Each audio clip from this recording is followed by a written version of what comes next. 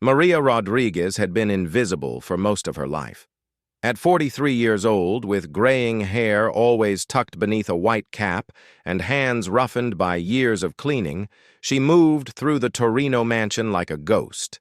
The other staff members barely noticed her presence, and that was exactly how she preferred it. In a house owned by Vincent Torino, one of the city's most feared crime bosses, being invisible meant being safe. Every morning, Maria arrived at the sprawling estate before dawn.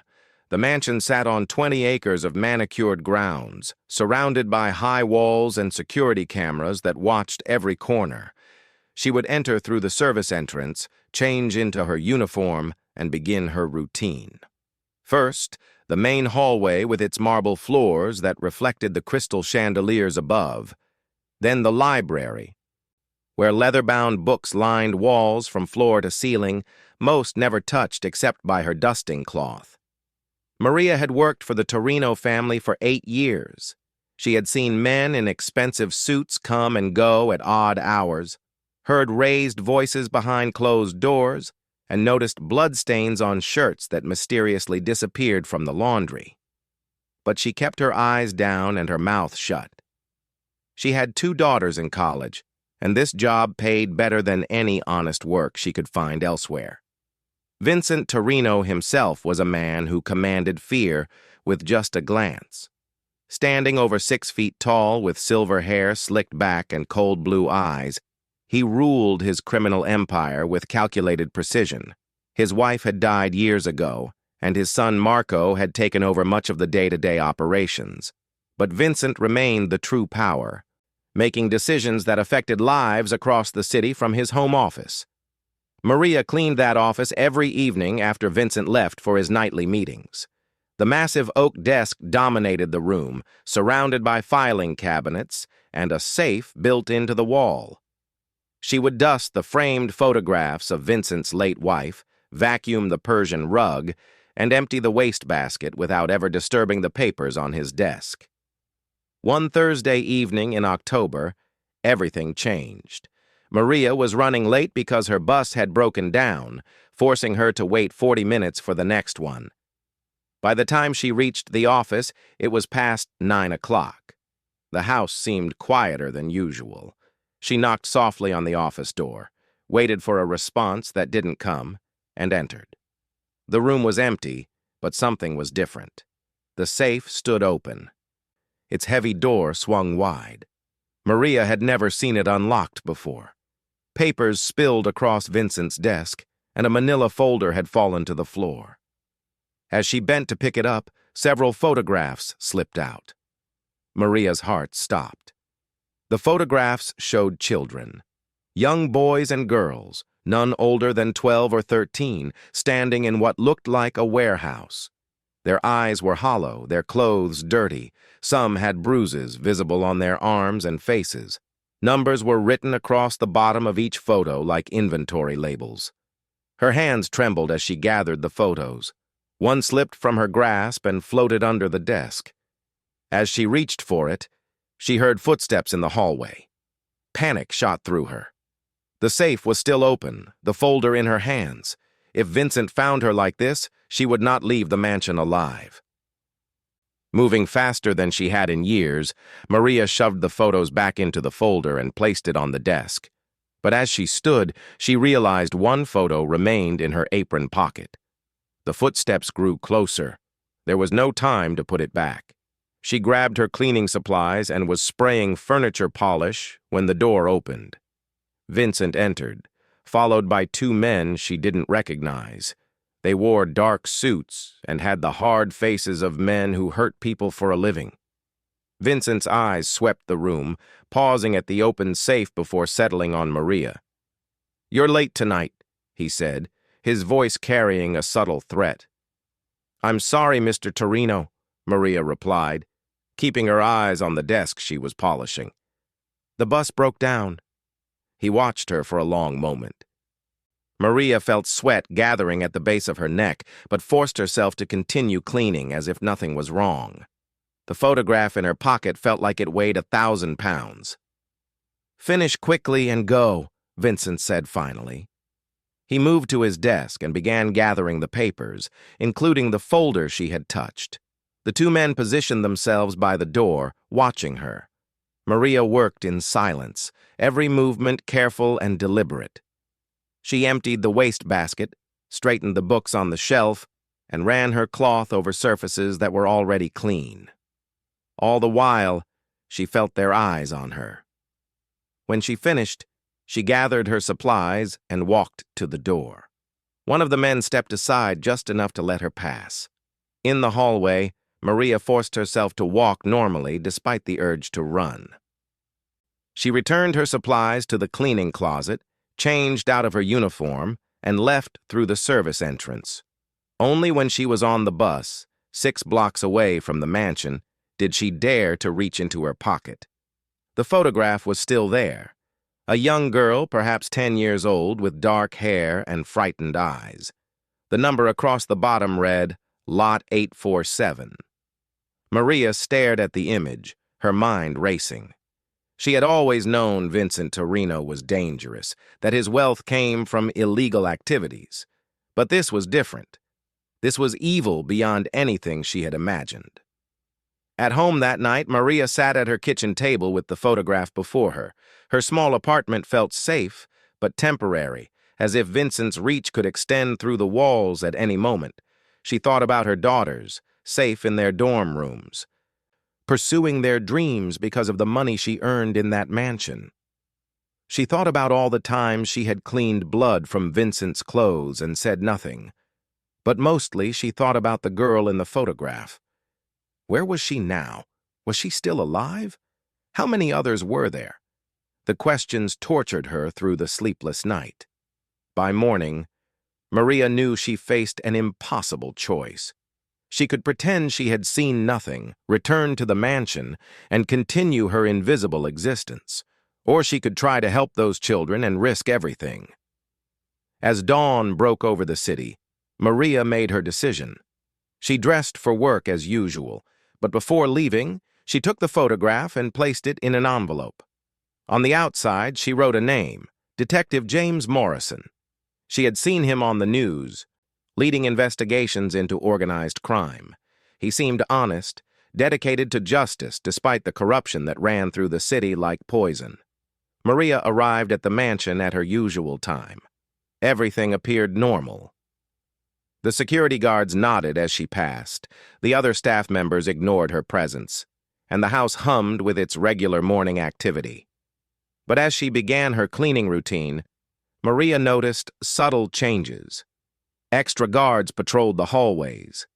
Cameras had been installed in corners where none existed before, and Vincent himself prowled the mansion like a predator sensing danger. During her lunch break, Maria overheard 2 guards talking near the service entrance. They spoke in low voices, but she caught fragments of their conversation. "Missing inventory," one said. "Boss thinks someone's been talking." The other replied, "He's bringing in Sergio. You know what that means." Maria's blood ran cold. Sergio Romano was Vincent's enforcer, a man whose reputation for cruelty was legendary. If Vincent suspected a leak in his organization, Sergio would tear through everyone until he found the source. Time was running out. That afternoon, Maria worked with mechanical precision while her mind raced. The envelope with the photograph remained hidden in her locker, waiting. She had planned to mail it after work, but now, with Sergio Romano coming, she wondered if she would make it out of the mansion alive. Every shadow could hide a threat. Every glance from another staff member might signal suspicion. As she cleaned the guest bathroom on the 2nd floor, Maria heard voices from the room next door. She recognized Marco Torino's angry tone. Vincent's son had inherited his father's ruthlessness, but lacked his control. Through the thin wall, she heard him shouting about missing merchandise and demanding answers. A softer voice responded, pleading, and then came a sound that made Maria's hands freeze on the porcelain sink. The unmistakable thud of a body hitting the floor. Silence followed. Maria held her breath, afraid even that small sound might draw attention. After several minutes, she heard footsteps leaving the room. She waited longer, then carefully opened the bathroom door. The hallway was empty. Moving quickly, she finished her work and headed downstairs. In the kitchen, the cooking staff prepared dinner as if nothing had happened. Maria recognized the nervous energy that infected the house when violence occurred within its walls. Everyone kept their heads down, focused intensely on their tasks. She grabbed fresh cleaning supplies and headed to the dining room. As she polished the massive mahogany table, Maria's thoughts returned to the photographs. How many children were involved? Where were they being kept? The girl in her hidden picture haunted her, those frightened eyes pleading for help. Maria had raised 2 daughters. She knew the fierce protectiveness of motherhood. Somewhere, parents were searching for these children, praying for their return. The dining room door burst open. Vincent entered with 3 men, including one Maria had never seen before. He was younger than Vincent, perhaps 40, with dead eyes and scars across his knuckles. This had to be Sergio Romano. He moved like a snake, smooth and dangerous, scanning the room with predatory awareness. His gaze lingered on Maria for a moment before dismissing her as unimportant. "We eat in 20 minutes, Vincent announced. "I want everyone gone by then." Maria bobbed her head and hurried to finish. As she left the room, she heard Vincent say, "Start with the warehouse staff. Someone talked, and I want to know who." Sergio's response was too low to hear, but Vincent's laugh afterward made her skin crawl. In the kitchen, word spread quickly. The warehouse staff meant the men who handled Vincent's illegal goods. But Maria knew they handled more than drugs and weapons now. Those photographs proved Vincent had expanded into something far worse. Human trafficking, children sold like property to the highest bidder. The head chef, an older Italian woman named Rosa, noticed Maria's pale face. "You okay, querida?" she asked, stirring a pot of sauce. Maria forced a smile. "Just tired." Rosa studied her with knowing eyes. She had worked for the Torinos even longer than Maria. "Be extra tired tonight," she said quietly. "Go home early. Don't come back until Monday." The warning was clear. Rosa had survived by reading the signs, knowing when to disappear. Maria nodded her gratitude, but she couldn't leave yet, not without doing something about that envelope. As dinner service began, Maria made her decision. She couldn't mail the photograph, it would take too long. She had to deliver it personally. During the chaos of serving dinner, she slipped away to her locker. The envelope felt hot in her hands as she tucked it inside her coat. Maria left through the service entrance as usual, but instead of heading to the bus stop, she walked in the opposite direction. The police precinct where Detective Morrison worked was 12 blocks away. She could make it in 30 minutes if she hurried. The October evening had turned cold, and she pulled her coat tight as she walked. 3 blocks from the mansion, Maria noticed a black sedan following slowly behind her. Her heart began to pound. She turned down a side street, and the car turned too. Panic rising, she quickened her pace. The car maintained its distance but stayed with her. Maria ducked into a convenience store, pretending to shop while watching through the window. The sedan parked across the street. 2 men sat inside, their faces obscured by shadow. She bought a bottle of water she didn't want and asked the clerk, "Is there a back exit?" The teenager behind the counter looked at her strangely, but pointed to a door marked "Employees Only." Maria slipped him $20. "Please," she whispered. He shrugged and buzzed her through. The alley behind the store smelled of garbage and urine. Maria ran, her worn shoes slapping against wet pavement. She emerged onto another street and frantically looked for a taxi. None appeared. The police station was still 8 blocks away. She started running again, her lungs burning with the effort. At the next intersection, the black sedan appeared again, cutting her off. Maria spun around, but another car blocked her retreat. She was trapped. The doors opened and 4 men emerged. Not Vincent's usual muscle, these were professionals. They moved with military precision, surrounding her in seconds. "Mrs. Rodriguez," one of them said calmly. "Mr. Torino would like to speak with you." Maria clutched her coat, feeling the envelope beneath. "I was just going home." "This isn't the way to your apartment." His voice carried no emotion, just stating facts. "Please come with us. It would be better for everyone." She knew what would happen if she went with them. Maria had cleaned enough bloodstains to understand Vincent's methods, but running was impossible. They would catch her in steps. Her hand moved toward her pocket, thinking maybe she could drop the envelope, let someone find it later. "Hands where we can see them," another man ordered, his jacket shifting to reveal a gun. Defeated, Maria let them guide her to the sedan. They were professional but not rough, treating her like fragile cargo that needed to arrive intact. The drive back to the mansion took only minutes but felt like hours. Maria stared out the window at the normal people living normal lives, unaware of the evil that operated in their city. They brought her through the main entrance this time, past the marble foyer and up the grand staircase. Maria had cleaned these rooms 1,000 times but had never been escorted through them like a guest or a prisoner. They stopped at a door she knew well, Vincent's private study, different from his office, more personal. Vincent sat behind an antique desk, Sergio Romano standing beside him. The room smelled of cigars and old leather. Vincent's expression was unreadable as he studied her, fingers steepled beneath his chin. "Maria," he said finally, "you've worked for me for 8 years. I've paid you well, helped with your daughter's education. Why would you betray me?" "I don't know what you mean, Mr. Torino." Her voice barely whispered past dry lips. Vincent sighed like a disappointed father. "The folder, Maria. You were in my office when you shouldn't have been. You saw things not meant for your eyes." He leaned forward. "What did you do with the photograph?" Maria's mind raced.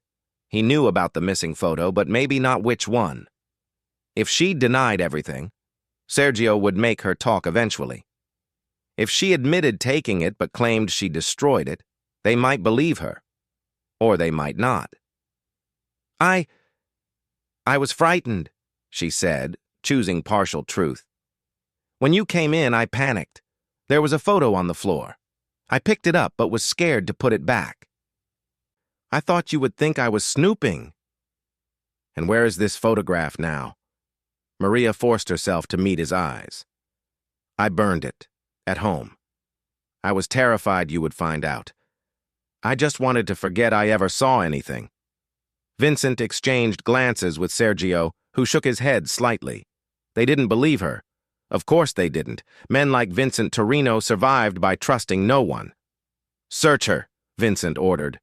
Sergio moved forward. His hands were quick and thorough, finding the envelope within seconds. He handed it to Vincent without expression. Maria watched her last hope disappear as Vincent opened it and examined the photograph. "Lot 847, he read aloud. "One of our newer acquisitions. Quite valuable, actually." He looked at Maria with something almost like pity. "You have no idea what you've stumbled into, do you?" Maria found courage in desperation. "Those are children. Someone's babies. How can you—" Vincent's hand slammed on the desk. "Don't presume to judge me. You've lived off my money for years. Every dollar in your daughter's college funds came from my business. You think it matters if it's drugs or guns or flesh? It's all commodity, all profit." "They're children," Maria repeated, tears flowing now. "They're inventory," Vincent corrected coldly. "And you've complicated a very delicate operation. Do you know how much money you've cost me by forcing us to accelerate our timeline? Sergio wanted to kill you immediately, but I'm sentimental. 8 years of service should count for something." Hope flickered in Maria's chest, but Sergio's smile extinguished it. Vincent continued. "Your daughters, they're at State University, correct? Sarah studying medicine, Linda in engineering. Bright girls. Beautiful, too." The threat was clear. Maria's legs nearly buckled. "Please," she begged. "They don't know anything about this." "And they don't have to," Vincent said reasonably. "Here's what will happen. You'll continue working for me as if nothing occurred. You'll tell no one about what you saw. In return, your daughters remain safe and unaware. Their tuition continues to be paid. Everyone stays happy and healthy. The children in those photos are no longer your concern. Their merchandise already sold and shipped. Nothing you do can change their fate." Vincent leaned back in his chair. "But your daughters still have bright futures ahead. Don't take that from them." Maria understood she was trapped more thoroughly than any chain could manage. Vincent owned her through love, the most unbreakable bond. She nodded slowly, accepting her fate. "Good," Vincent said. "Sergio will drive you home. You're taking a few days off, as Rosa suggested. Use the time to remember what matters most. When you return Monday, everything will be normal. Just another invisible maid doing her job." Sergio's grip on her arm was firm but not painful as he led her out. In the car, he said only one thing: "We'll be watching, always." For 3 days, Maria didn't leave her apartment. She sat by the window, watching the street below, seeing Vincent's men in every shadow. They weren't hiding their presence. A car remained parked across from her building, 2 men taking shifts. When she went to buy groceries, one followed at a distance. The message was clear: "We own you." Sarah called on Saturday afternoon, excited about her upcoming exam. Maria listened to her daughter's voice, so full of hope and ambition, and felt her heart breaking. How could she choose between saving unknown children and protecting her own? The question tortured her through sleepless nights. On Sunday evening, Maria was cooking dinner when the news came on television. Detective James Morrison appeared on screen, announcing a major operation against human trafficking rings in the city. He looked directly at the camera and said, "We need the public's help. Anyone with information, no matter how small, could save lives. These children need heroes." Maria turned off the television and sat in darkness. Heroes. She was no hero, just a middle-aged cleaning woman who had spent her life being invisible. But those words echoed in her mind. Somewhere, children like the girl in the photograph were waiting for rescue, waiting for someone to be brave enough to speak. That night, Maria made a decision that surprised even her. She couldn't go to the police. Vincent's threat against her daughters was too real. But perhaps there was another way. She thought about the mansion, about 8 years of invisible presence. She knew that house better than anyone except Vincent himself. She knew which floorboards creaked, which doors stuck, where the cameras pointed, and where they didn't. Monday morning arrived gray and drizzling. Maria dressed for work, her hands steady despite the magnitude of what she planned. At the mansion, she entered through the service door as always. The guard barely glanced at her, just the invisible maid returning to work. The house felt different, charged with tension. Maria learned from Rosa that 3 warehouses had been raided over the weekend, though they'd been emptied before police arrived. Vincent had lost millions in abandoned inventory. His rage had been terrible. Sergio had killed 2 men suspected of informing. Maria began her routine, but her mind was elsewhere. During her years of service, she had observed more than anyone realized. She knew Vincent kept detailed records of everything, his criminal empire run with corporate efficiency. Those records had to include information about the children, where they were taken, who bought them. If she could find those files and somehow get them to Detective Morrison, it might be enough. The opportunity came sooner than expected. That afternoon, chaos erupted when news arrived that another Torino operation had been hit. Vincent gathered his lieutenants for an emergency meeting in the conference room. Even Sergio attended, leaving the office areas temporarily unguarded. Maria seized her chance. Armed with cleaning supplies as cover, she entered Vincent's office. The safe stood closed now, its combination unknown to her. But she had noticed something during her years of cleaning. Vincent was old-fashioned in some ways.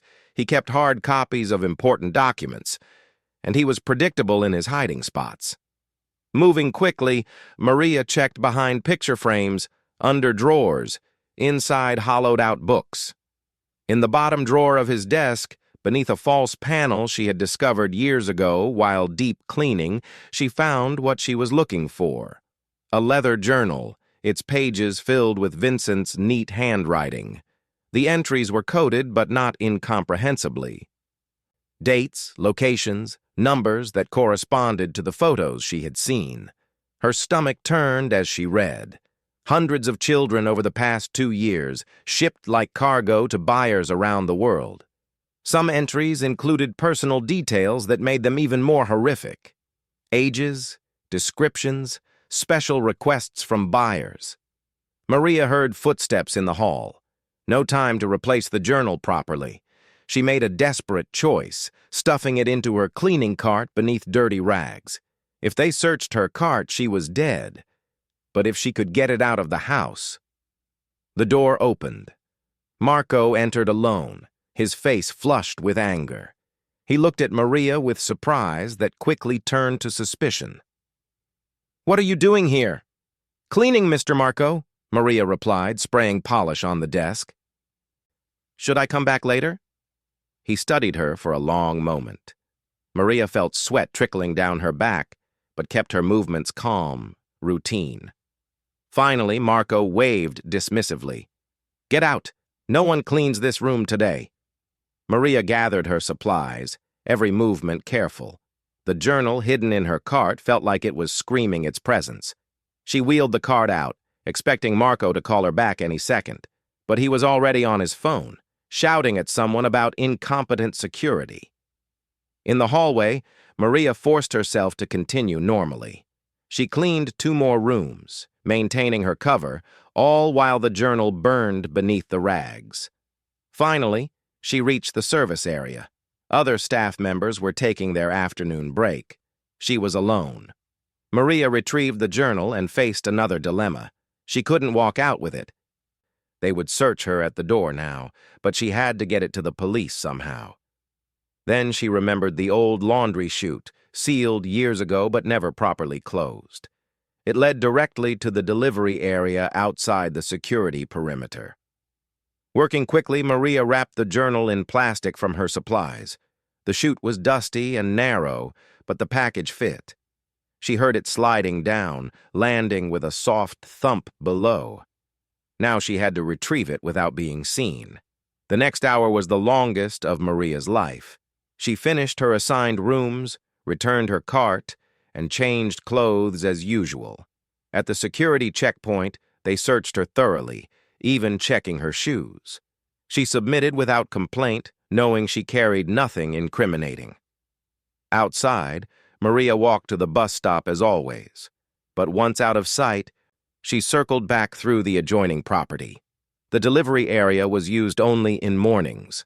She found the journal where it had fallen, dirty but intact. Clutching it to her chest, Maria ran.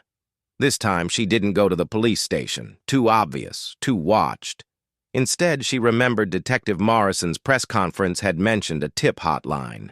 She found a payphone 6 blocks away, called the number, and said simply, "I have evidence about Vincent Torino's trafficking operation.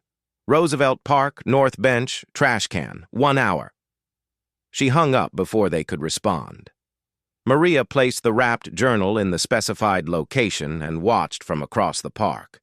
40 minutes later, 2 plainclothes officers retrieved it. She waited until they left, then made her way home by a circuitous route. The watchers were still there, unaware their employer's secrets were now in police hands. That night, Maria couldn't eat or sleep. She waited for Vincent's men to break down her door. But morning came without incident. She went to work as required, finding the mansion in barely controlled chaos. Word had leaked that major arrests were imminent. Lower-level associates were fleeing, destroying evidence, turning on each other. Vincent himself seemed calm when Maria saw him briefly. But she noticed the telltale signs of stress, the way his jaw clenched, how his hands trembled slightly when he thought no one was looking. He knew the end was near. Wednesday morning, it came. Maria was cleaning the kitchen when the raid began. FBI agents swarmed the property, armed with warrants and automatic weapons. Staff members screamed and scattered. Maria dropped to the floor with the others, hands behind her head as ordered. They arrested everyone initially, sorting out who was involved and who was merely household staff. Maria was questioned briefly, gave her name and position, and was released. As she gathered her few personal belongings, she saw Vincent being led away in handcuffs. He looked older somehow, diminished. Their eyes met across the foyer. Recognition flashed in his gaze, followed by understanding. He knew. Somehow he had figured out that the invisible Maid had brought down his empire. Maria expected anger, but instead saw something almost like respect. Vincent nodded slightly, acknowledging her victory, before the agents pushed him forward. The next days blurred together. News reports revealed the scope of Vincent's operation. 300 children rescued from various locations, some who had been missing for years. Parents reunited with kids they thought were gone forever. The leather journal, Maria learned, had provided crucial evidence that connected everything. Detective Morrison held another press conference, praising the brave informant who had risked everything to save those children. Maria watched from her apartment, tears streaming down her face. She wasn't named, the police protecting her identity, but she knew the truth. Vincent's organization collapsed completely. Sergio Romano died in a shootout with police. Marco was arrested trying to flee the country. The mansion was seized by the government, its contents cataloged as evidence. 8 years of Maria's life, erased like dust from a surface. 2 weeks later, Maria found a new job cleaning offices downtown. The pay was less, but the work was honest. She had told her daughters she was laid off when the Torinos were arrested, keeping them innocent of her involvement. They worried about tuition, but Maria had saved enough to help them finish their degrees. One evening, as Maria was leaving work, a woman approached her. She was young, well-dressed, holding the hand of a girl about 10 years old. The child looked familiar, and Maria's breath caught. It was her. Lot 847, the girl from the photograph. "Are you Maria Rodriguez?" the woman asked. Maria nodded, unable to speak. "Detective Morrison told me you might be here. This is my daughter, Emily. She was taken 13 months ago. I thought I'd never see her again." The woman's voice broke. "He said you're the one who saved her." "Who saved all of them?" Maria looked at the girl, seeing life return to those haunted eyes. Emily stepped forward and hugged Maria, small arms wrapping around her waist. "Thank you," she whispered. They talked briefly, the mother expressing gratitude that no words could adequately convey. After they left, Maria stood on the sidewalk, watching them disappear into the crowd. For the first time in her life, she didn't feel invisible. She felt seen, necessary, important. Months passed. Vincent Torino was convicted on multiple charges, sentenced to life without parole. His empire was dismantled piece by piece. Maria continued her quiet life, cleaning offices, visiting her daughters, existing peacefully in her small apartment. Sometimes she thought about those 8 years in the mansion, the things she had seen, the choices she had made. She had been invisible by choice and by circumstance, but when it mattered most, when children's lives hung in the balance, Maria Rodriguez had stepped out of the shadows. She had learned that heroes don't always wear badges or carry guns. Sometimes they wear aprons and carry mops. Sometimes they're middle-aged women who clean up other people's messes. But when evil thrives in darkness, even the invisible can bring light. Maria never received public recognition for her role in bringing down one of the city's most dangerous crime bosses. Her name never appeared in newspapers or history books, but in her heart, she carried something more valuable than fame. She carried the knowledge that when faced with an impossible choice, She had found the courage to do what was right. And somewhere in the city, children were sleeping safely in their beds because an invisible maid had decided to be seen.